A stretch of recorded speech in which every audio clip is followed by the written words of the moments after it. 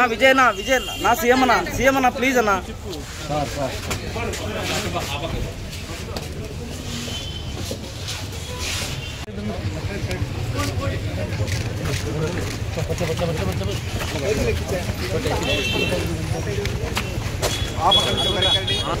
మదన ఇప్పుడు కూడా అడ్డం రాద్దన్నా ఇంకా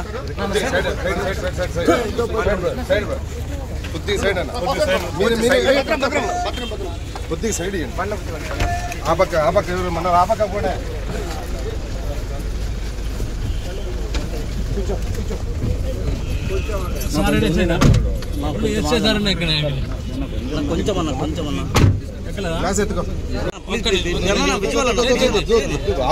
officer instruction sir.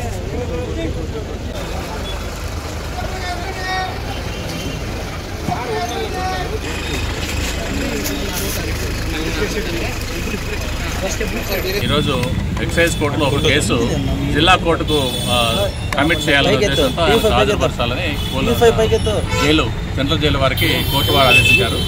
So orders ప్రకారం ఈరోజు ఎక్సైజ్ కోర్టులో ఒక కేసులో కోర్టులో కేసు ఒక కేసు ఉంది.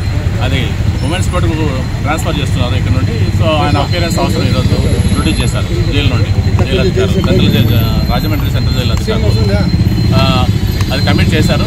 ఉమెన్స్ కోర్టు కమిట్ చేశారు. తర్వాత మళ్ళీ సమన్స్ ఆయనకి వెళ్ళిన తర్వాత ఆ ఉమెన్స్ కోర్టులో ఆయన అదేవిధంగా 3 టౌన్ పోలీస్ స్టేషన్లో కేసు బోరగడ్డ అనిల్ కుమార్ గారి మీద రిజిస్టర్ అయి ఉంది.